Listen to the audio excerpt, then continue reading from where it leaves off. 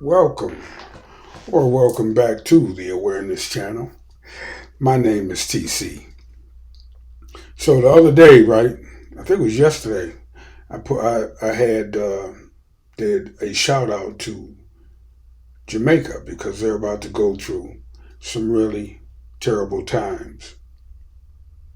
And a few days prior to that, I spoke about what's going on in Trinidad and Tobago. I had a Trinidadian hat on when I spoke about Trinidad and supported my Trinidadian people. And I had the Jamaica hat on when I spoke in support of Jamaicans and the Jamaican people. I wear, when I'm talking about my ADOS family, specifically addressing my own people, I either wear no hat at all or I put on my rebel hat, like this here, like that right there. Now, I saying all this to say that right now, to bring attention to right now, there's some crazy shit going on with two of my favorite places in the world, Jamaica and Trinidad and Tobago. Now, I spoke to y'all about why I love Jamaica and Jamaican culture so much. But for y'all that didn't hear, it go something like this. Back in 1980, I was looking for some music to vibe to, something with meaning, something spiritual, but not. I wasn't going with going to church. I wasn't going to church. I don't do church, and and but I loved music that had really deep messages in it. So somebody suggested reggae music. Now I'd heard of reggae music, and there was a few songs that I used to play way back in the late '70s. I didn't know what they were. I just liked the beat, and I liked the rhythm, and I liked the message that was in there. That was reggae music. But in 1980, I got introduced to my first reggae album, Uprising by Bob Marley. That shit took me on a journey. It really did, because then I started studying Bob Marley himself. Then I started getting more and more into the culture. I started listening to more and more musicians, and and from then on, from then until now, I've been, really, you know, in love with Jamaican music and all that's connected with it. Trinidad and Tobago, I've been there actually 3 times, and I really like that place.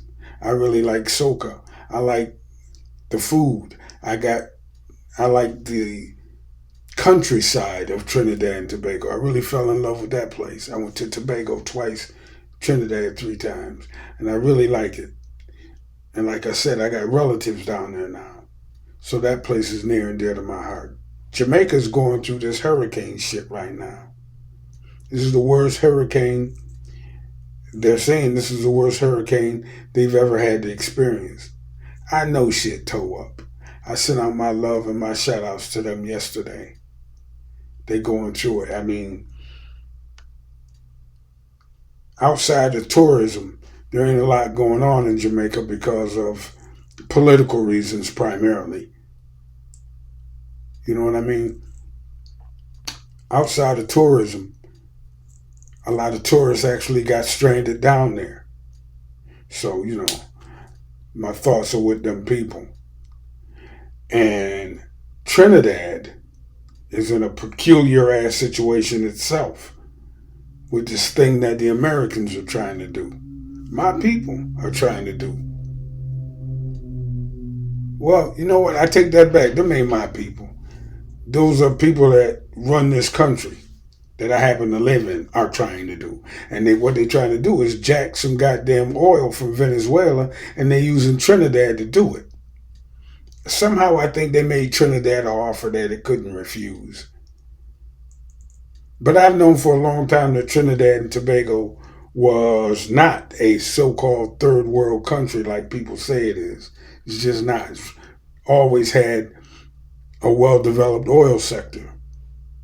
You know, British BP, British Petroleum was all down through there. You know, and but anyway, They in bed with the United States. I think they're doing it for their own safety though, because Venezuela is right there off their coast and could overrun them in no time flat, were it not for the protection of the United States and probably Great Britain. So their prime minister had to do what she probably felt she had to do. But the rest of the people in the Caribbean, they don't feel that way. So Trinidad is caught between a rock and a hard place. So my two favorite places in the Caribbean are both being stressed out right now. One by nature, and the other by a goddamn tyrannical government from the north trying to do regime change to its next door neighbor. You feel me? That shit is crazy. Anyway, this time next year, those two places are going to may look very different. Well, we know Jamaica going to look different because they got a lot of rebuilding to do. But Trinidad, boy, if this thing gets out of hand, they could tear up Trinidad. There's a possibility there that it could, stress Trinidad and things could happen. If, things get out of hand, you know what I'm saying? But I hope it doesn't, because neither one of those places deserve this kind of shit. Especially not, well, neither one of them, really. I was going to say especially not Jamaica. But neither one of those places deserves to have this kind of distress visited on them. My thoughts are with them both. I love Jamaica and I love Trinidad. Anyway, that's it for now, y'all. Thanks for coming by, listening to me talk my shit, and I'll catch y'all on the next one. TC, and I'm out. Peace.